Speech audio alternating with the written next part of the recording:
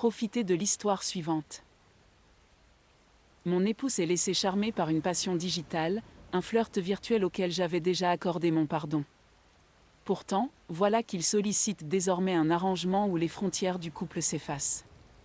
Marie depuis 4 ans et nous sommes ensemble depuis 12 ans. Après de nombreuses difficultés financières, nous avons acheté une maison et nous prévoyons maintenant d'avoir des enfants. Le problème est que, il y a quelques mois, mon mari est tombé malade et a dû rester à la maison pendant un certain temps. Il a décidé de jouer à un jeu en ligne et a commencé à avoir des sessions hebdomadaires avec un groupe de joueurs. Parmi eux se trouve une fille, j'estime qu'elle a environ 30 ans, et en résumé, il est tombé amoureux d'elle. Il s'est effondré en larmes il y a un mois et l'a admis. Il m'a dit que cela s'était développé si progressivement qu'il ne comprenait pas ce qu'il ressentait jusqu'à ce qu'il soit trop tard. Ils ont commencé à s'envoyer des messages en privé après s'être rencontrés et ont finalement eu des appels en tête-à-tête. Puis, à un moment donné, il a dit qu'elle lui avait avoué être amoureuse de lui et il a réalisé que c'était réciproque. Il m'a dit qu'il lui avait dit que c'était impossible mais qu'il l'aimait aussi. Ils ont essayé d'être juste des amis, mais n'ont pas pu résister et ont continué à se montrer de l'affection mutuellement. Il m'a montré les messages, mais ils sont également allés jusqu'au sexting. Elle a demandé si elle pouvait le rencontrer en personne, mais il a refusé.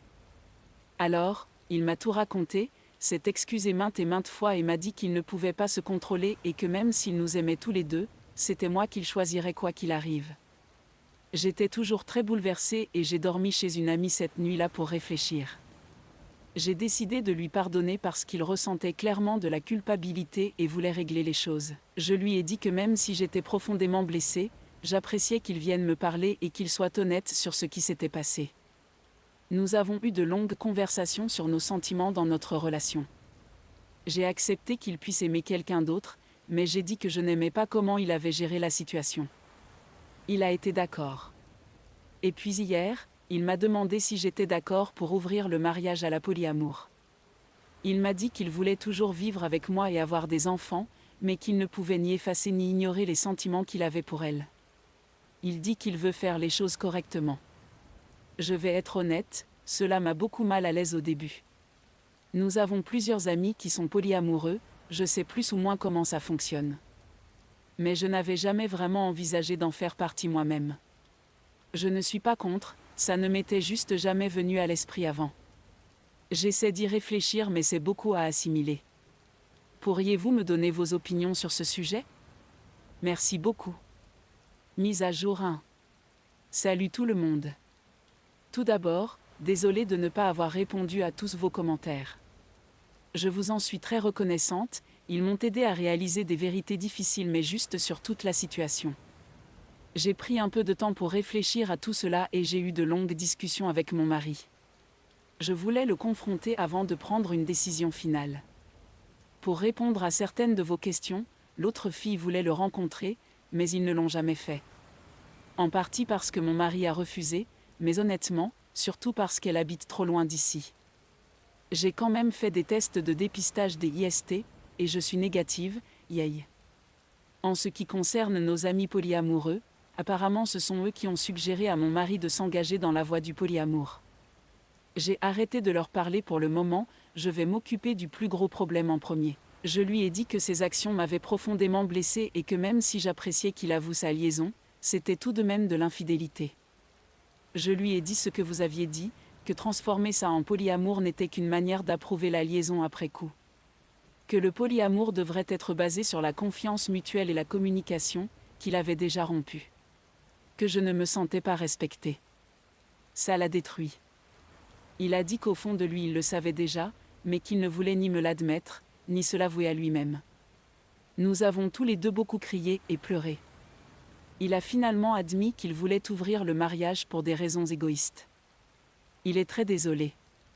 Il a mis fin au contact avec l'autre fille, m'a donné un accès total à son ordinateur et à son téléphone, et veut maintenant aller en thérapie pour réparer notre relation et notre mariage. Il montre. Il y a quelques mois, mon mari a admis une infidélité. Depuis lors, il m'a témoigné beaucoup d'affection et d'attention, même s'il avoue parfois le faire plus par culpabilité que par amour véritable. Maintenant, je veux aussi que ça fonctionne, mais est-ce réellement le cas? Ou est-ce juste une question de coup passé? Je ne sais pas. Notre première séance est dans 2 mois, la plus proche que nous ayons pu obtenir, et chaque jour, je change d'avis. Littéralement hier, je voulais le quitter, alors qu'aujourd'hui, je pense que cela vaut la peine d'essayer. Nous nous connaissons depuis si longtemps, nous nous comprenons très profondément, partageons de nombreux centres d'intérêt et avons déjà construit tellement de choses ensemble. Il a été là pour moi pendant les moments difficiles de ma vie. Il a assumé la responsabilité de ses actes et fait réellement des efforts. De plus, si je le quitte, je devrais presque tout recommencer à zéro, trouver un nouvel endroit où vivre, retourner à la rencontre pour la première fois en 12 ans. Je ne veux pas tout perdre, cela semble très dur et effrayant. Ne suis-je pas trop vieille pour ça? Mais en même temps, n'est-ce pas une forme de déni? Peu importe si ces années étaient bonnes, ça ne sera plus pareil. Même s'il regagne ma confiance, même si je lui pardonne, je n'oublierai jamais. Je pense sincèrement qu'il est repentant, mais n'est-ce pas trop tard pour cela? Je suis trop empathique. Le fait qu'il soit présent maintenant n'efface pas ce qui a été fait. Est-ce que je veux rester parce que je crois encore en cette relation, ou parce que je n'ai pas la force de demander le divorce? Parce que c'est le choix facile, une forme de codépendance? Je n'en ai aucune idée. Je peux clairement imaginer les 2 chemins, et ça me déchire. Je suis perdue, peut-être même plus qu'au moment où j'ai écrit mon précédent message. J'ai des problèmes de sommeil et d'appétit, et je ne suis pas sûre d'apprécier quoi que ce soit dans ma vie désormais.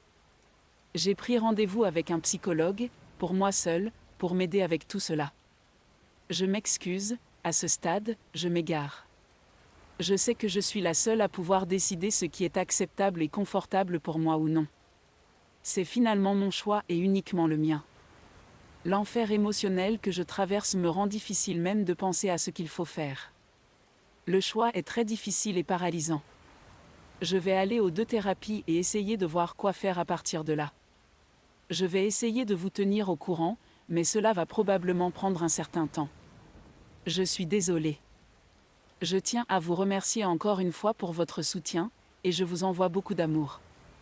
En outre, quelques informations que j'aurais dû mentionner mais que je n'ai pas incluses car mettre tout ça par écrit sans omettre quoi que ce soit est beaucoup plus difficile que je ne le pensais.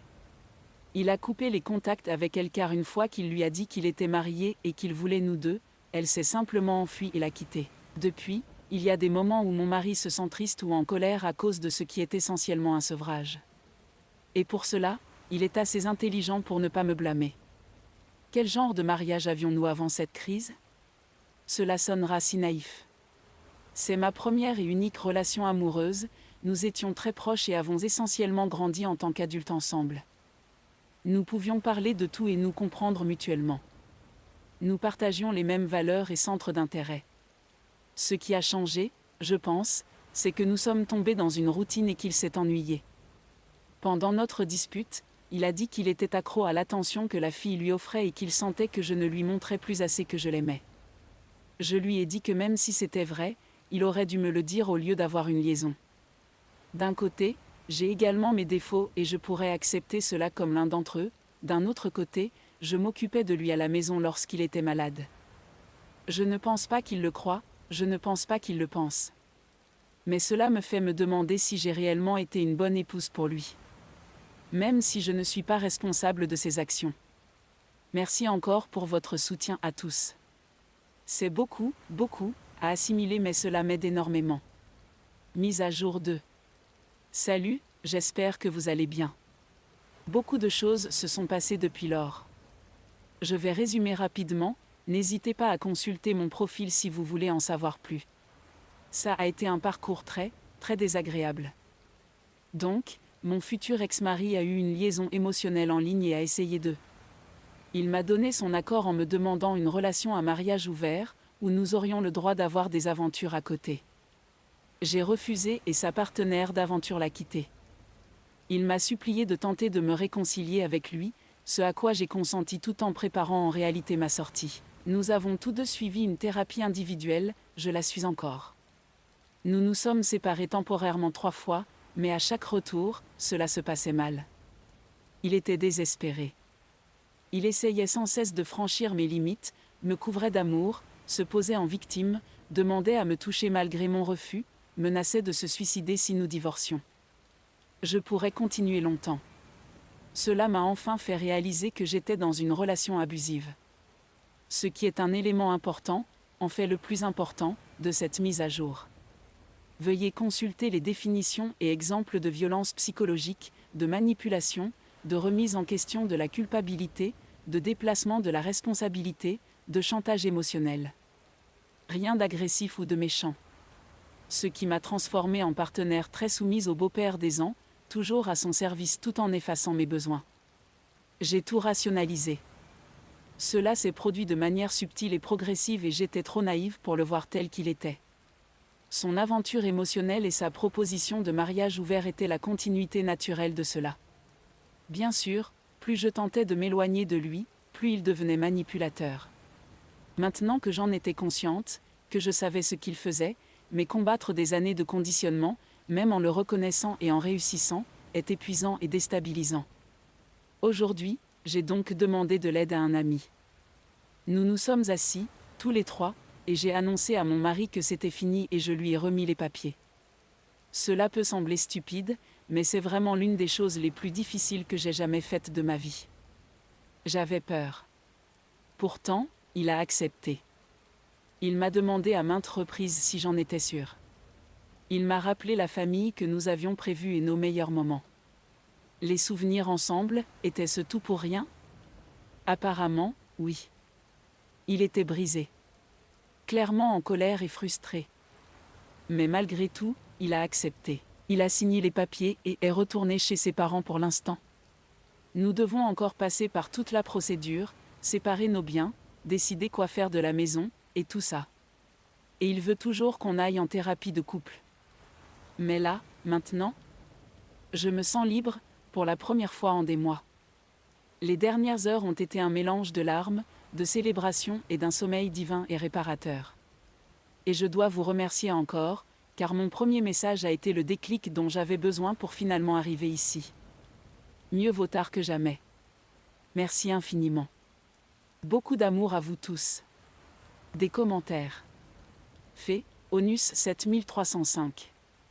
Il m'a rappelé la famille que nous envisagions d'avoir et nos meilleurs souvenirs ensemble, était-ce tout pour rien? Apparemment, oui. Il était brisé. C'est une espèce particulière de salaud. Était-ce tout pour rien? Après avoir trompé son partenaire. Il semble être un connard insupportable honnêtement. Félicitations pour ta liberté. OOP, je sais, pas vrai? L'hypocrisie. Le culot de cet homme. Le pire, c'est qu'il semble très charmeur pour tout le monde qui le connaît, moi y compris. Un sacré nombre de personnes de notre cercle, qui sont au courant de ce qu'il a fait, pensent toujours que c'est une bonne personne qui s'est juste égarée un moment. Je suppose que c'est difficile d'accepter que ceux que l'on aime puissent être de terribles personnes aussi. Quelle que soit ta décision, numéro 470, tu as parcouru un long et difficile chemin, et cela prendra encore du temps, mais tu investis en toi-même, dans ta santé et ton bonheur. Bien pour toi. Continue à prendre soin de toi, et pratique la sécurité et la prudence. Ralentis et guéris pour être fort et prêt à chercher et reconnaître le véritable amour. Je te souhaite un futur joyeux. Tu peux le faire. OOP, merci. Je ferai de mon mieux. J'aime penser que la partie la plus difficile est derrière moi, mais cette histoire m'a appris à m'attendre au pire. Quoi qu'il arrive maintenant, c'est à moi que je dois l'amour et le bonheur et je me battrai pour ça. Maintenant, passons à la prochaine histoire. Histoire 2. Notre compagnon. FS nous ont avoué être échangistes lors d'une nuit arrosée. J'étais mal à l'aise, mais mon mari semblait intéressé. Mon mari pense que j'ai été impoli envers ses amis le week-end dernier, mais je sentais simplement que j'étais honnête et qu'ils étaient inappropriés. Mon mari et moi sommes mariés depuis 13 ans maintenant. Nous avons tous les deux la quarantaine et avons 2 merveilleux enfants préadolescents. Nous étions des amoureux de fac, et il est la seule personne avec qui j'ai été. Nous avons une belle vie. La semaine dernière, un ami d'enfance de mon mari, John, et sa femme Léa nous ont rendu visite avec leurs enfants. Je les connais depuis longtemps, ils viennent nous voir chaque été et nous partons en vacances ensemble. Nos enfants ont le même âge et s'entendent bien. Samedi soir, après que les enfants soient allés se coucher, Léa et John ont suggéré d'aller dans notre jacuzzi et de nous saouler. Je ne bois que socialement et je sirotais simplement du vin, tandis que les autres se saoulaient sérieusement. Léa a abordé le sujet du sexe et comment il s'était beaucoup calmé lorsque les enfants étaient jeunes, et comment ils retrouvaient maintenant leur étincelle alors que les enfants grandissaient. John nous a dit qu'ils expérimentaient également le mode de vie échangiste et à quel point leur expérience était incroyable. Mon mari était ivre et leur a dit que nous n'avions jamais perdu notre étincelle et que les choses allaient bien, tandis que je les écoutais simplement mal à l'aise. Léa nous a demandé si nous avions déjà essayé l'échangisme ou les relations ouvertes, puisque nous avions tous les deux commencé notre relation jeune. Mon mari avait des petites amies avant de me rencontrer, mais je n'avais jamais été avec un autre homme. Léa m'a demandé si j'avais déjà pensé à ce que j'avais pu manquer. Je lui ai dit que non, car c'était comme gagner à la loterie avec mon mari et ce serait idiot de regretter de ne pas avoir acheté les mauvais billets. John a demandé à mon mari s'il avait déjà songé à l'échangisme ou à être avec quelqu'un d'autre. John lui parlait de l'expérience incroyable que c'était et de comment cela ajoutait du piquant à un mariage. Mon mari était poli et l'écoutait attentivement. Le texte serait correctement traduit en français comme suit. Le week-end, Léa et John ne cessaient de me poser des questions sur la façon dont ils étaient entrés dans ce mode de vie, comment ils rencontraient d'autres couples, les problèmes de jalousie, etc. Léa m'a finalement demandé si je considérerais quelque chose comme l'échangisme et cela m'a mis très mal à l'aise. Je voulais mettre fin à la discussion et je lui ai dit que je ne pourrais jamais imaginer un autre homme me toucher de cette manière, et que je quitterais probablement mon mari s'il envisageait même de faire la même chose. Elle m'a demandé pourquoi et je lui ai dit qu'un autre homme me toucherait me ferait sentir comme si je le trompais même si mon mari était d'accord avec ça, et son amour me suffisait pour ne pas rechercher l'attention d'autres hommes. Cela a fermé la bouche à Léa et John a rapidement changé de sujet et nous avons continué. Nous n'avons pas reparlé de cela pour le reste du voyage. Après leur départ, mon mari a pensé que j'avais été jugementale envers Léa et John à propos de leur mode de vie. Il trouve que j'aurais dû être plus gentille avec eux, et ne pas assimiler l'échangisme à de la tromperie ou laisser entendre que Léa cherchait l'attention d'autres hommes.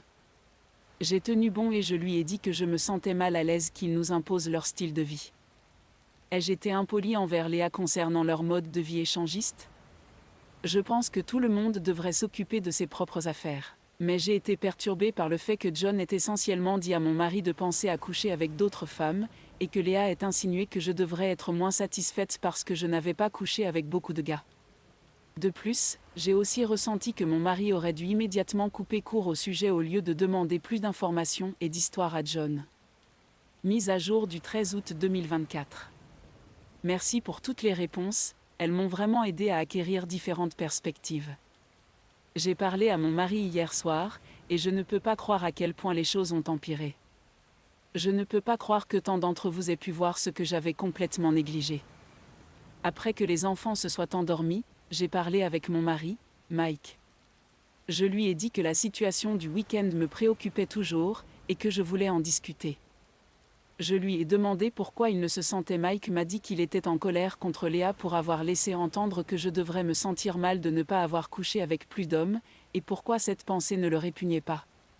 Il a répondu que simplement parce que nous ne sommes pas d'accord avec les choix de vie de quelqu'un ne signifie pas que nous devrions rabaisser leurs actions.